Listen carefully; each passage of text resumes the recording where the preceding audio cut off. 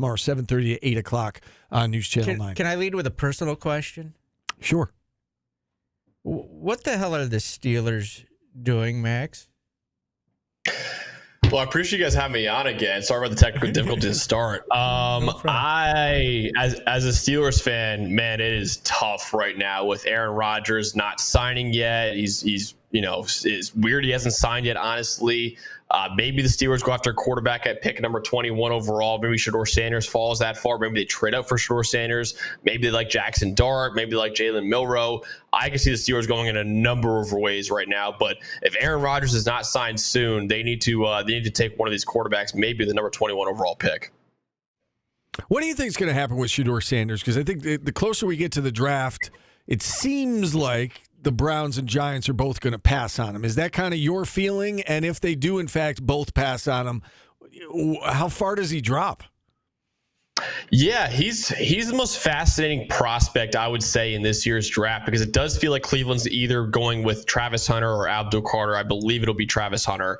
I think the Giants are going to pass on him, too, after signing Russell Wilson and Jameis Winston. Maybe the Giants look to add a quarterback later on in the draft. Maybe they still take Shedeur Sanders if he's there late in the first round. Maybe they trade up into the first round to take him late, but I don't think it's going to be at number 3 overall. Maybe the Saints, the whole report coming out recently that Derek Carr is probably going to be out for the entire season next year with that shoulder injury. Maybe the Saints take him at number 9 overall. I could see that happening. But then, like I said before, I could see this guy falling to 21 to the Steelers, but there's been reports out that his meeting with the Steelers didn't really go that well either. I don't know. It could be a fascinating one. Maybe the Rams are looking for the next Matthew Stafford replacement because he seems to be on his final legs there as well. He's a fascinating case that I think you could fit a lot of teams and go in a lot of spots in the first round, maybe even 4 to the second round, honestly. I mentioned as we were bringing you on that you're a part of our NFL draft special on News Channel 9 that's going to air tomorrow night here in town. It's going to air across the country on Nexstar stations throughout the country. And one of the things that you and I talked about was Travis Hunter. And, you gave me your list of top, handful of offensive prospects in this draft, top handful of defensive prospects, and he's on both lists. How do you think he will be used in the NFL? I know the Browns have said that they like him as a receiver. Other teams have said they like him as a defensive back. He is that good. How do you think he's most going to be used at the next level? If I take this guy, I'm willing to play him 2 ways. Now, maybe not full way 2 sides of the ball. Like maybe the Browns think of him as a wide receiver and he plays packages as a corner. Maybe some teams think of him as a corner, plays packages as a receiver. But I think that if you're not playing this guy 2 ways, you're not doing it right, because I think he really is that kind of special player. I mean, he was one of the best corners in college football last year and one of the best receivers in college football last year that made him the best player in college football. So he's already said as well, Travis Hunter said, hey, I'm playing 2 ways. Like I want to play 2 ways. I don't really have any interest in not playing 2 ways either. So I think you should try him out 2 ways, right? Let him show that he can't do it first before you pigeonhole him to being one position. If he is only playing one position too, you can make an argument he's the best receiver in the draft and also the best corner in the draft. So it's a pretty unique case. And if you do play him 2 ways and he is one of the better corners and one of the better receivers in the NFL, he might be the most valuable non-quarterback that we have in the NFL too. Is there a player that might be sneaking under the radar that you might see jump up higher than you would normally think? And Max, I'm just Paulie, and I'm only on the radio, and this is only going to be heard in Syracuse and not all over the world when I ask questions like Steve does, because he's very popular. Watch yourself, Paulie. Watch yourself. That's a good question. I think there's certainly a few guys. I think the Jackson Dart one is going to be really interesting, because I do think there are teams out there that consider him on a higher level than Shedeur Sanders. Maybe it's the New Orleans Saints at number 9 overall. I think there's a lot of people right now saying, oh, well, Shedeur at number 9 makes a lot of sense. I'm just saying right now, don't be shocked if Jackson Dart goes above Shedeur Sanders. Maybe the Saints are one of those teams. I do think there are teams out there that think of that think Jackson Dart's a better prospect than Shedeur Sanders. Maybe the Saints are one of those teams. So maybe we get Jackson Dart in the top 10. I personally wouldn't do it. I would take Shedeur Sanders. I didn't even think it twice. But I do think there are teams out there that consider Jackson Dart a better prospect than Shedeur Sanders. It seems like a good time to bring up Kyle McCord. We've heard several national analysts say, and I saw it was on Cowherd's show literally yesterday, the day before, that they think that he is the the dark horse in this draft, that he could move up and somebody's going to get great value with Kyle McCord. What do you personally think of Kyle McCord, Max? Do you think he's a day 2 guy? Do you think he is someday a starter in the NFL, or is he destined to be a backup?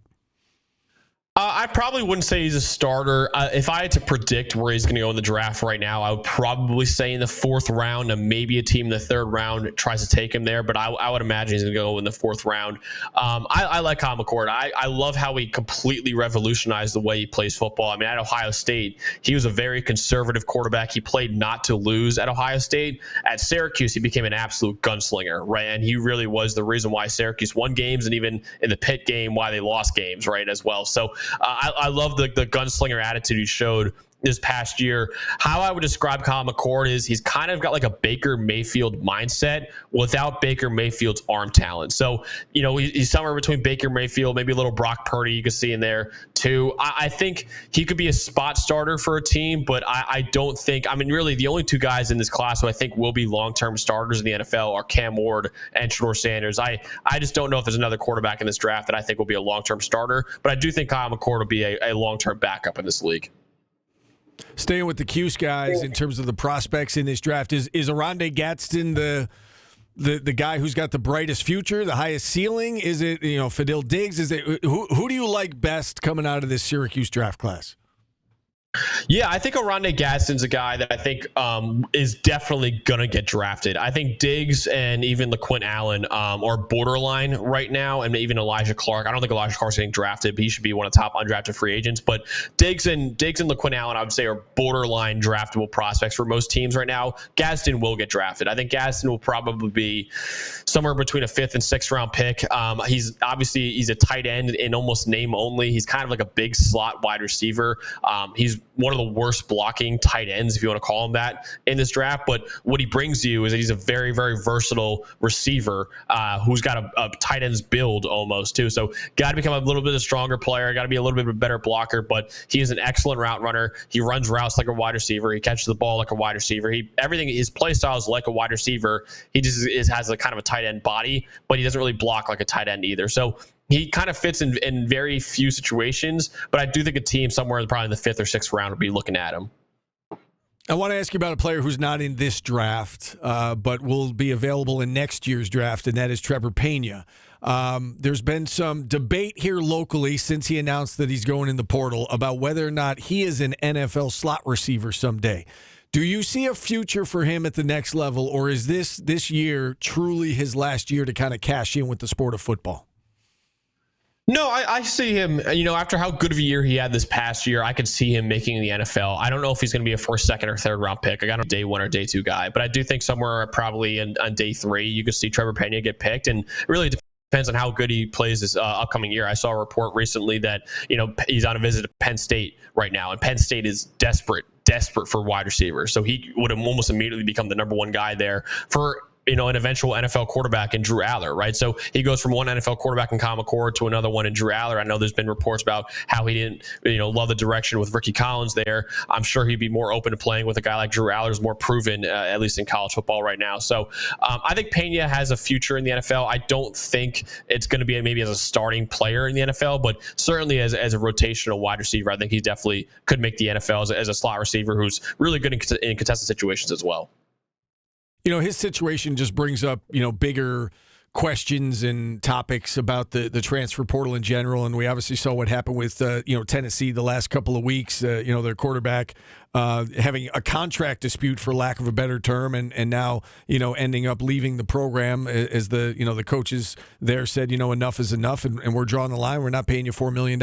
What changes would you like to see to the portal so that things kind of calm down here a little bit, and you're not seeing guys poached after spring practice?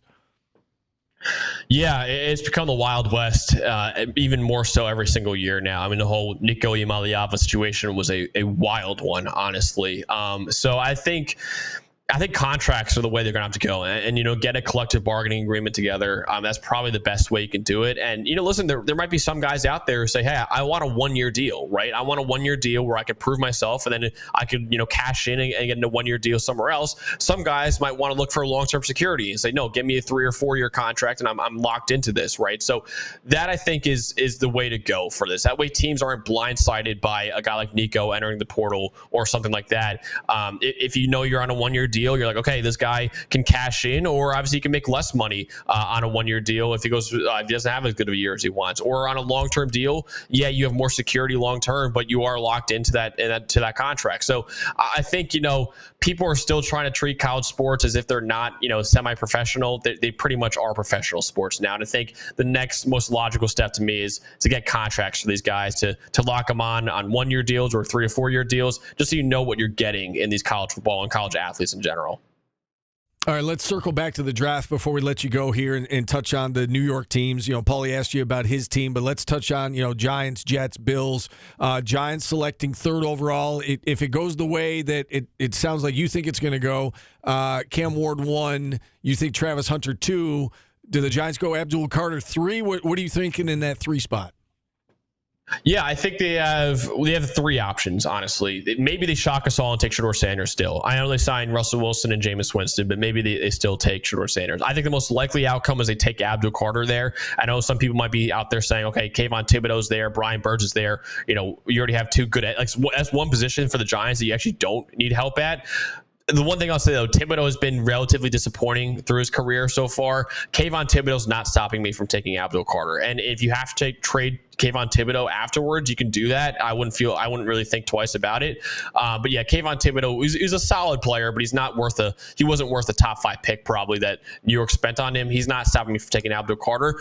Also, if they like Kayvon Thibodeau and Brian Burns a lot, they could also trade down from number 3 overall. And I wouldn't hate that either, because there will be teams that are very interested in Abdul Carter's services. I can imagine the Chicago Bears would be desperate to get him at number 10 overall. I can see the Carolina Panthers, who really need an edge defender. Maybe they trade up from number 8 overall. Maybe Atlanta gives up a 1st this year and a 1st next year to go get a guy like him. Maybe San Francisco wants to get him alongside Nick Bosa. There will be a lot of teams that are probably more desperate for Abdul Carter than the Giants are. So I would not hate if New York traded down from the number 3 overall pick either.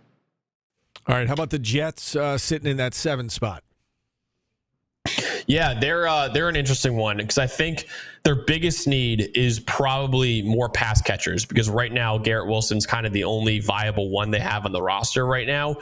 But if you ask me what I think they're going to do at number 7, I think they're going to take an offensive tackle. Carter Warren is a right tackle right now. It's not great. If they draft an offensive tackle to play right tackle next year, they'll complete an offensive line and a really, really good and young offensive line if they get an offensive tackle. So I think a guy like Armand Membu, who played right tackle at Missouri, is one of the top tackles in this year's draft. He should be available at number 7 overall.